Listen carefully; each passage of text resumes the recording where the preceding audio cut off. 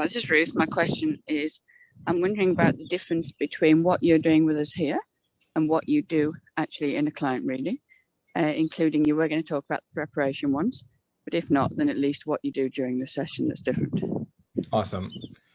Thank you so much, Ruth. And before we dive in, today's date is the 30th of May, 2021. It is Kulan Tarnis's birthday. Happy birthday again, Kulan. And the current local time is 7:13 p.m. And this recording is being done live in Nassau, the Bahamas.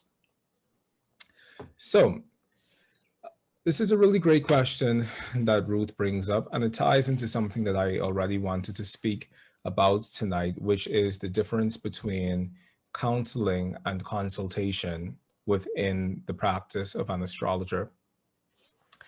And whenever I do these blind chart reading demonstrations, I always start by saying that there is a difference between what I do within this space versus what I do if I were to be preparing for a client.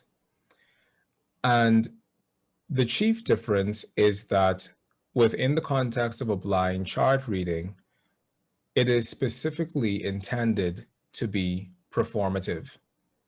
Now, when I say performative, that word isn't meant to mean it's supposed to be a spectacle or it's supposed to be a circus act or something, but it is meant to demonstrate the performance of astrology as a skill within its own merit, of astrology without astrology leaning on some other adjunct modality like counseling or hypnotherapy or tarot or anything else that allows our astrological practice to be more than just astrology. So a blind chart reading isn't intended for you to see how I operate with clients. A blind chart reading is intended for you to see the potential of the astrology that I practice in and of itself. Because the astrology that I practice and that I teach in and of itself has its core things that allow it to work. And those core things are the things that are being demonstrated and that are being performed within a blind chart reading. Now, client work is different because client work is completely client-based as well as client-driven.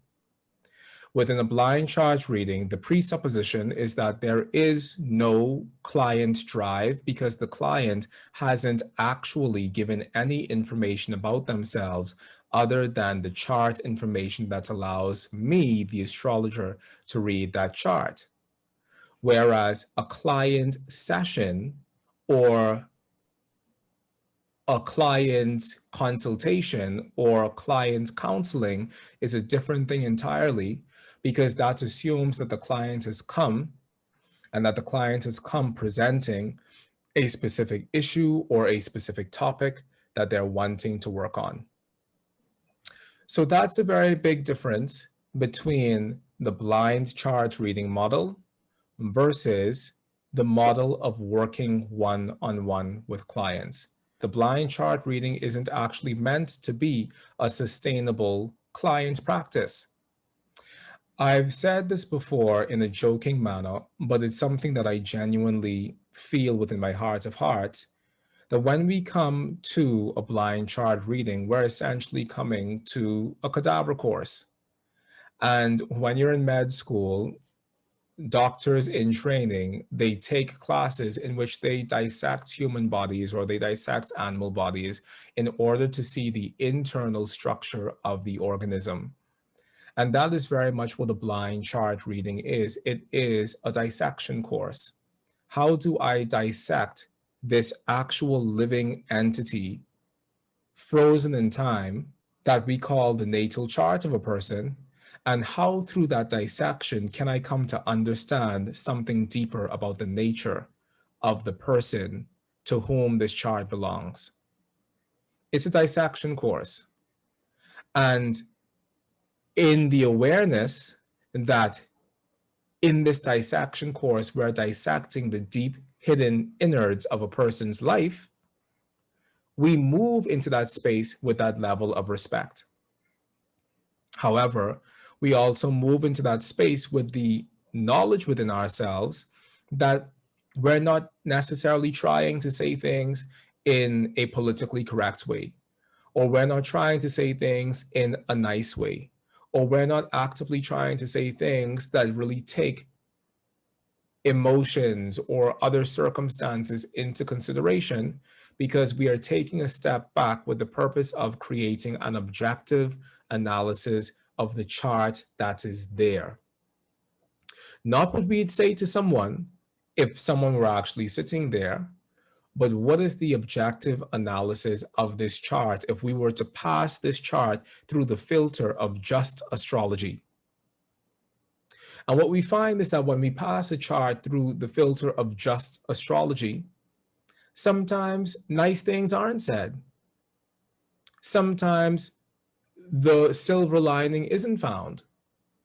Sometimes we don't really say that someone is going to have a happily ever after in relationship to one part of their lives. And the reason for that is because astrology by itself, as a subject within itself, is as cold and dry as mathematics.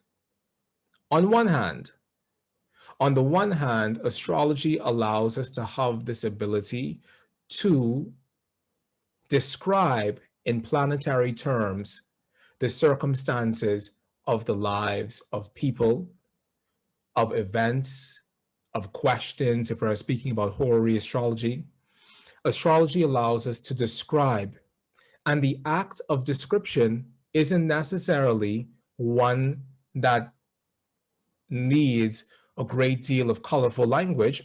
Is there wealth or poverty within this chart? That's a sort of a black and a white sort of thing.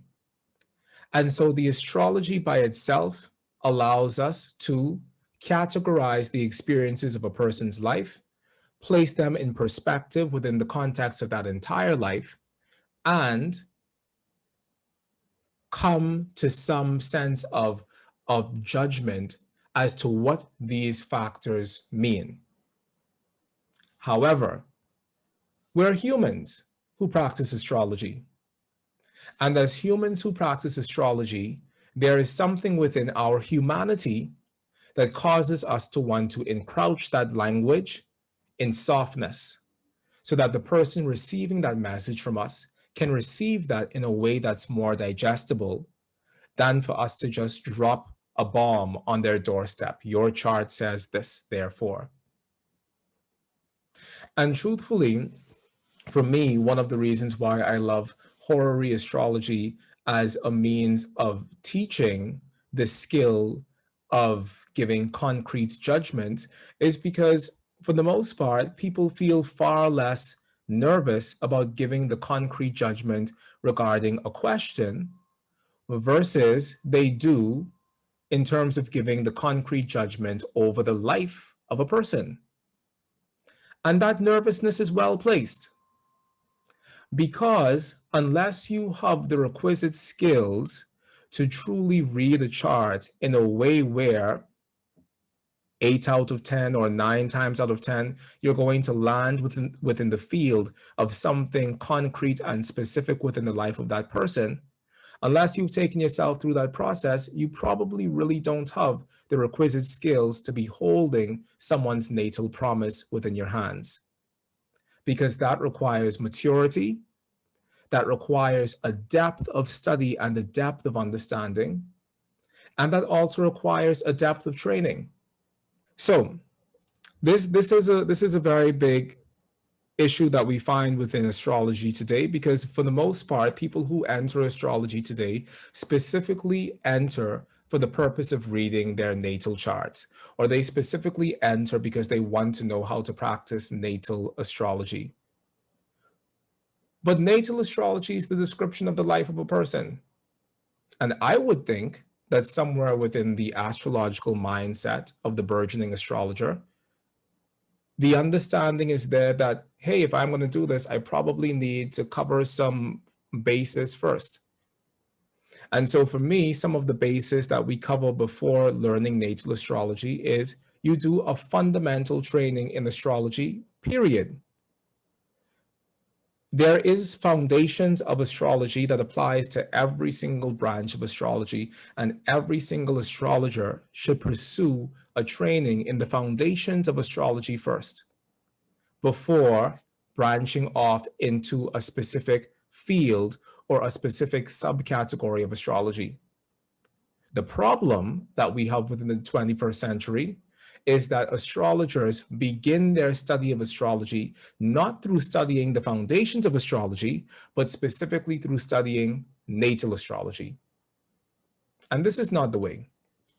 As we look back in books that come down to us, both through the Renaissance and the medieval period, and even beyond that, there's this understanding of teaching a general course in the foundations of astrology as a basis, in which you learn what the signs of the zodiac mean in relationship to descriptions of the physical body of a person, but also in relationship to places that they have an association with, and countries that they have an association with, and parts of the body that they have an association with, so that you get this broad training in what that sign of the zodiac means, as opposed to the singular training of this sign of the zodiac means something about my personality.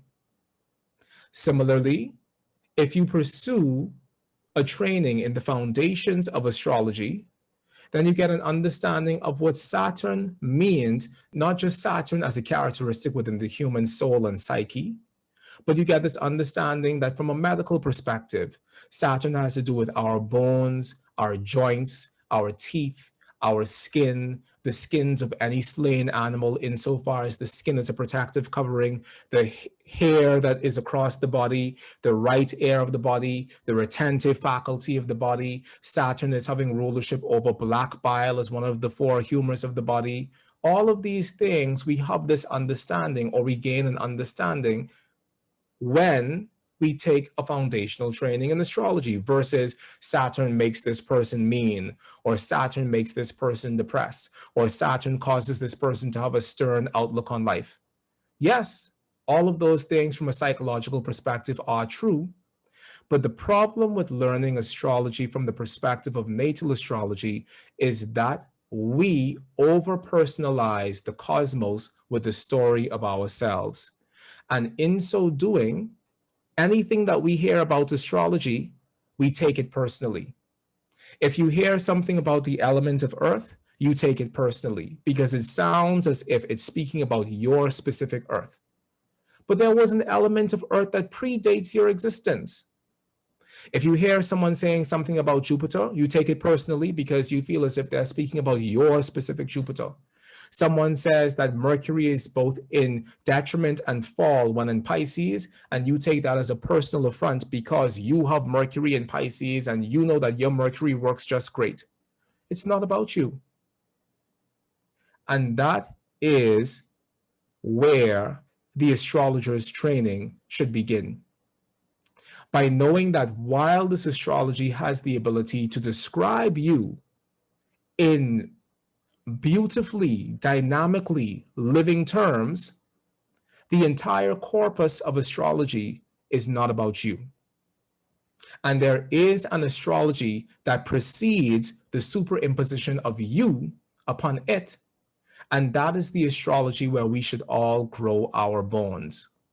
We should all establish ourselves in the foundations of astrology. Whichever system of astrology we're practicing, we should all establish ourselves in the foundations of astrology. Here at Oraculos, we establish ourselves in the foundations of classical astrology because we view the foundations of classical astrology as being the foundations of all astrology.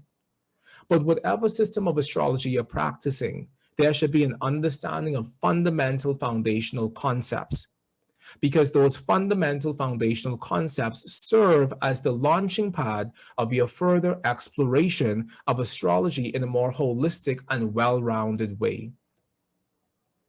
I always tell the story that when I was in dance school in Cuba, we would see dancers from the national company come to our classes our beginners classes in the school and take our beginners classes in the school, and it never occurred to us why. Why does a professional world famous dancer come back to the school to take a class that junior dancers are taking? And the reason for that has been and always will be that the learning that is required in order to use a system masterfully is the learning that you receive when you study the foundations of that system. The higher you go in a dance education, the further you go from a teacher actually teaching you technique. So the most technical years of your training as a dancer will be in those formative years as a beginner, because the height of your career as a dancer will no longer be about the classes that you take, but about the choreography that you perform. Within astrology, too many astrologers are concerned about performing the choreography of astrology, and they have no understanding of the actual technique of astrology.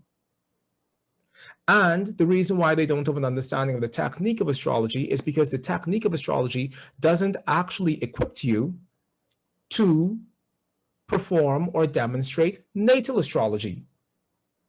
It equips you solely to understand astrology as it is. That is a training that all of us need. We all need a training in astrology as it is, and astrology as it has always been. Yesterday, I was a part of a discussion, and one of the questions that came up within the context of the discussion was, how do we modernize some of the language that we find within traditional texts in astrology? How do we move this language forward? Because that language, it describes the patriarchy, and that language describes a particular period in time to which we are no longer beholden. And that language describes us when we weren't as evolved as we are right now. So how do we take this language of astrology forward? And every time this question comes up, it does something within my heart, because first and foremost, as astrologers, we are historians. We are keepers of time. And insofar as we are the keepers of time, there is a certain fidelity to moments in time that our astrology must hold on to. And that includes even moments within our astrological timeline. So yes, there was a time in astrology when the sixth house meant slaves and slavery and servitude and all of these things. And today, within the modern context of astrology, we have a modern relationship to those words.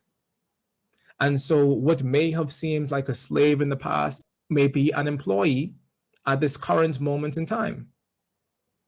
Within our classical astrology, we have a concept that the sixth house is also ruling tenants, people who rent land from you. And today, we do not consider the relationship between a tenant and a landlord to be a first house, sixth house sort of relationship. Because in years gone by, a tenant was someone who was literally at a much lesser level in life than you, and therefore there was this superiority between someone who rented land versus the person who was actually giving the land to be rented, i.e. the landlord. Today in the 21st century, we view this landlord-tenant relationship as more of a first house, seventh house relationship. First house being you, seventh house being your partners, first house being the landlord, seventh house being the tenant, because we tend to view that as being more of an exchange between equals than it may have been in the 17th century. But it's important for us to know that that was a part of the meanings of the sixth house within the 17th century, so that we can identify our own moment in astrological time with that much greater clarity. I'm highly against this burning of history, because what happens in the burning of history, or in this forced rewriting of philosophies or of techniques is that we lose something that was passed on for generations. And even if today, in our 21st century disposition, we can see with greater clarity all that came before us, and we can see how some of the things that came before us really wasn't okay. For example, clients going to an astrologer to find out, is this woman chaste? Or has this woman been sleeping with other men? Has this woman come to me as a virgin? Is this child mine? Those are questions. These are questions that we find when we look at Renaissance and even medieval astrological texts. Questions that today would seem completely absurd. Is this woman coming to me as a virgin? That obviously is reflective of a particular moment within our human history that within the 21st century strikes us as completely absurd. But you should still know that at some point in time, questions like those were posed. And you should still have an understanding of how those questions were dealt with, because that is a part of our astrological heritage. There are things that I don't agree with within the context of my own heritage. There are things I don't agree with within the context of how the country that I live in still operates, but those things are part of my knowledge base because they inform how I'm going to relate to the broader context of not only what this country is, but of who I am as a citizen of this place. Similarly, within our astrology, we need to know everything. As astrologers, we need to know everything about the practice that we're practicing within the context of where it came from. Because what happens when we start to rewrite techniques or when we start to rewrite traditions is we pull the thread on many other parts other than the specific thing we're trying to rewrite. A prime example of this is the relationship between the fourth house and the 10th house as being the rulers of the father and the mother, respectively. Within the 21st century, there's a thought that the 10th house rules the father and the fourth house rules the mother because of the way in which modern astrology places the signs of the zodiac on the 12 houses of the chart. And therefore, if I have Cancer as being the quote unquote fourth house of the world, I essentially also have the mother having some direct relationship with the fourth house, which is a wonderful theory. It's a lovely theory. I wish theories were as lovely as this, because there does seem to be a deep resonance between that fourth house reality and the reality of the mother. And the mother does seem as if she should be there. But the theory is one thing and practice is another. And within the context of these blind chart readings, we've seen time and time again the fourth house being used as the father, and the fourth house specifically speaking towards the paternal influence within the person's life, and the 10th house specifically speaking towards the maternal influence within the person's life. Because we practice astrology at Oraculos. We don't just sit down and talk about astrology. We practice astrology rigorously for the purpose of our own continued knowledge, but also for the purpose of knowing whether or not the techniques that we're practicing actually hold validity within themselves. And beyond the shadow of a doubt, they do. And that is how we know what works from what doesn't work, astrologically speaking. We begin with a hypothesis, and that hypothesis, it guides our explorations of whatever we're doing, but it also guides us in terms of how we interact with the chart that we're reading, and it also informs how we read.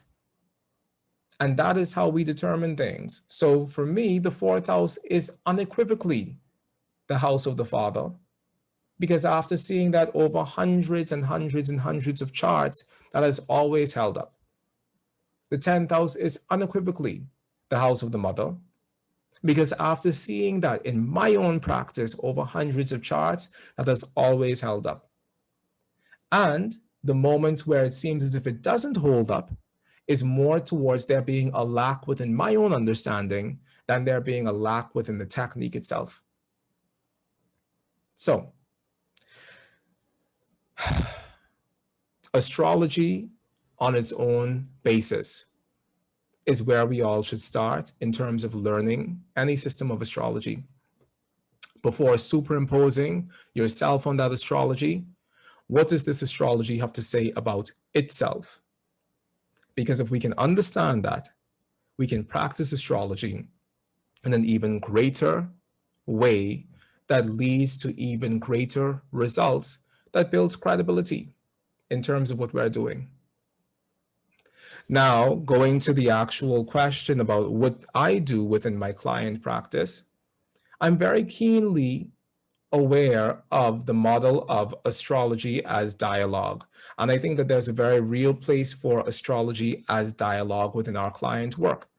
And 80% of my client work is astrology as dialogue, because oftentimes people are coming because they want to speak about their lives from the safe distance of looking at their chart as something outside of themselves that they can talk about.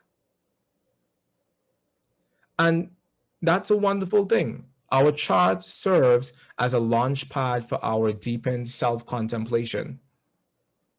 And the ability of astrology to allow people to feel enough distance from their story so that they can feel as if they're no longer hurt by their story, and so that they can begin to read their story from a universal perspective, oftentimes creates a deep sense of purpose and meaning and healing within the person's life.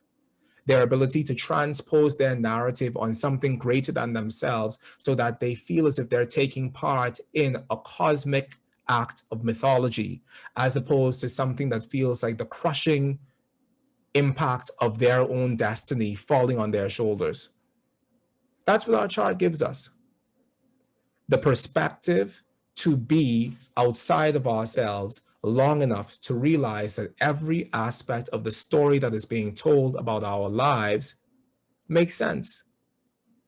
And to realize that every aspect of the story that's being told about who we are fits within a greater cosmic whole.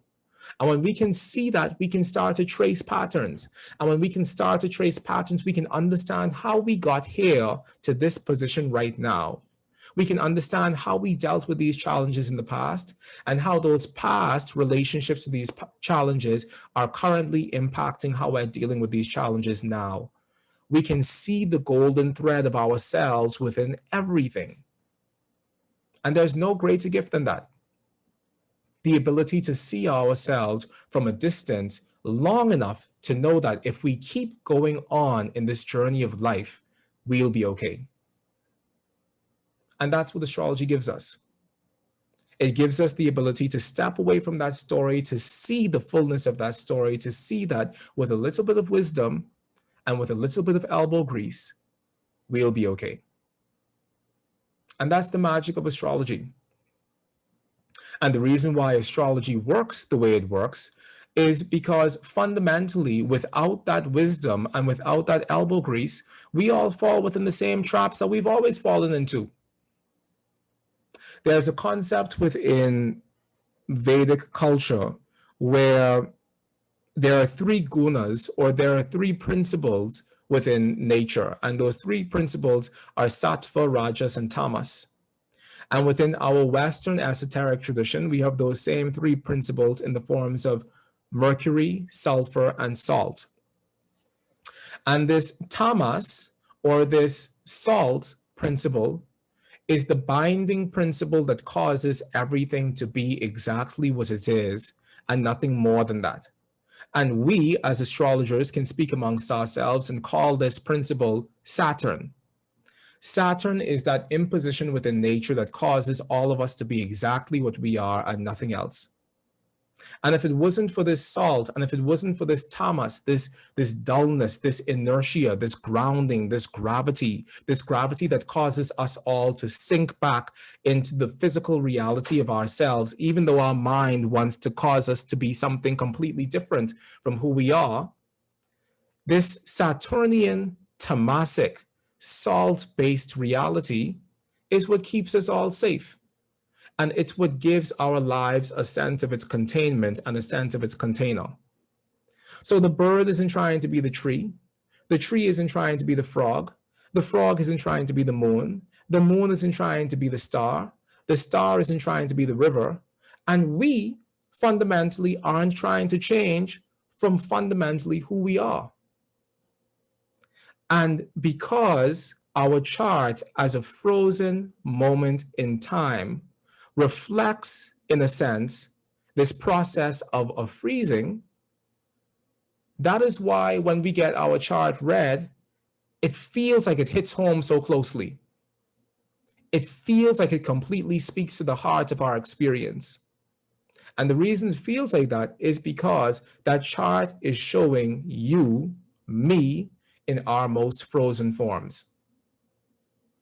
It's showing at one level who we are when we exert no effort to be something different. I teach yoga every single morning of my life, and no morning of my life do I wake up and actually want to teach yoga. Every morning of my life I wake up, I want to go right back to sleep. So I have 10 yoga alarms because so difficult is it for me to break past my own dull, inert, tamasic nature. And though I have a very strong yoga practice, that strength of that yoga practice doesn't call me out of my bed, because so sweet is the pleasure of remaining who I am, asleep. And we all have this sleep state that represents the basic level at which we operate with life.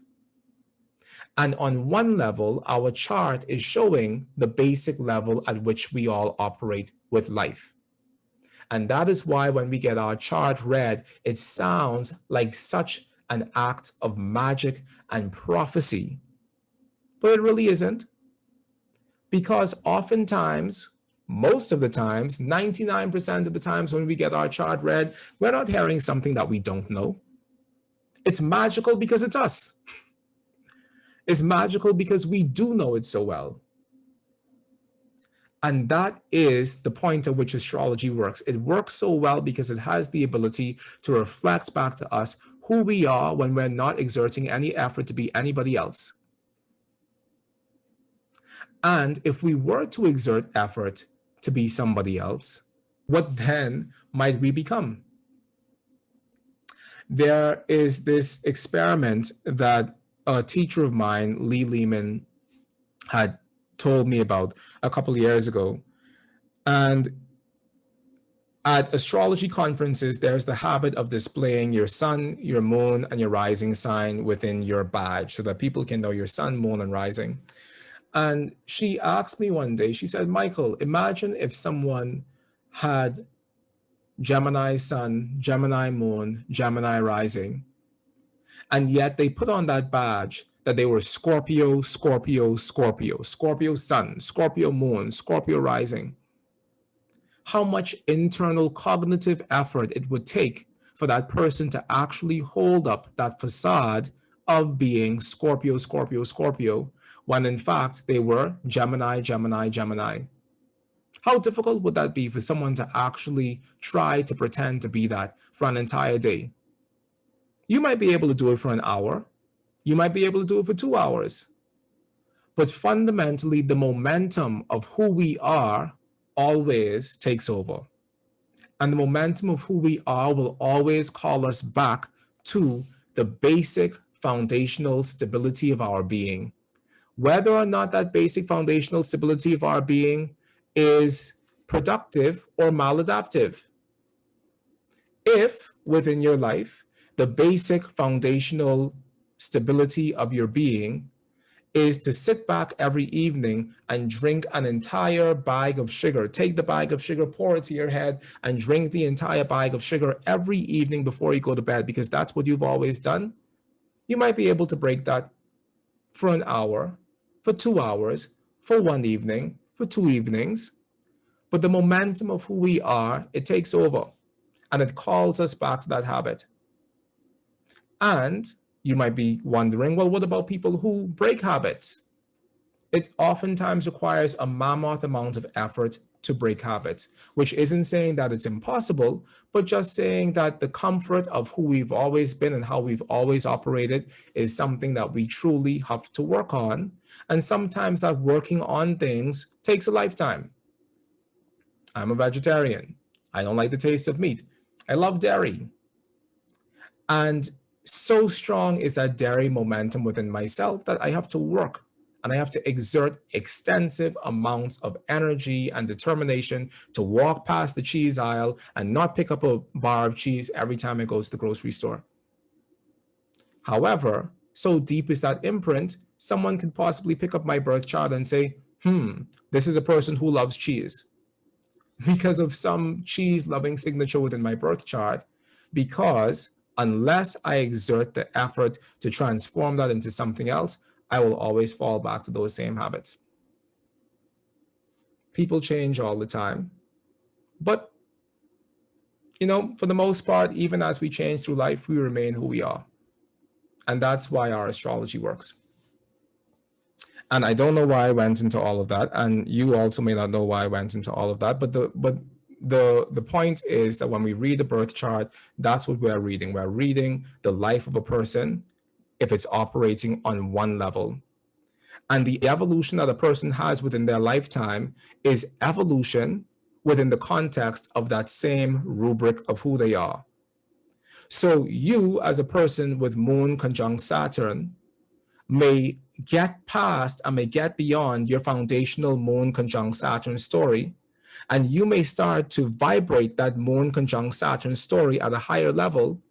But regardless of how high you take that vibrational expression of that story, it will still be Moon Saturn at a higher level. You may have Venus Uranus as a signature within your life. And at a very basic level, Venus Uranus as a signature may be instability within love, the inability to fully settle down within love, the inability to be fully turned on in all the ways that matter within my love life, always finding a fly within the soup, as if there is something here that I don't like, or there's something here that I'm bored with, or there's something here that doesn't fully fulfill me. And through work, and through effort, and through trial and error, you may one day learn how to express that Venus Uranus on a much more higher level, a much more rarefied level, where you're turning that story of inability to really find love that's fulfilling to you learning how to meet someone where they're at and finding a love that's absolutely liberating, because that person is someone who gets bored quickly as well. So here I'm finding a person who can stimulate me and who I'm willing to stick with because I know that person's internal flight mechanism, and they also know something about my internal flight mechanism. So here we are, two people who know the challenge of staying in something because we're two people who naturally fly apart. And here we are helping each other mitigate, or in a sense, remediate something that for our lives up until this moment has been a major source of suffering. But these things require work. These things require effort, they require work, and they require the internal dedication to be something else. And the continuous contemplation of our chart constantly reminds us of who we are and where we've come from and what the cost of staying the same looks like. What is the cost of allowing this chart to weigh me down on my shoulders? What is the cost of allowing this particular story in my chart to continuously repeat itself in my life? What is the cost of staying in this sort of scenario? So that chart reading becomes a point of healing, but it also becomes a point of us staying humble, because that chart shows the highest mountain to which we ourselves might climb, but it also shows the lowest valley that we might find ourselves in when we're not exerting the power to be our best selves ever.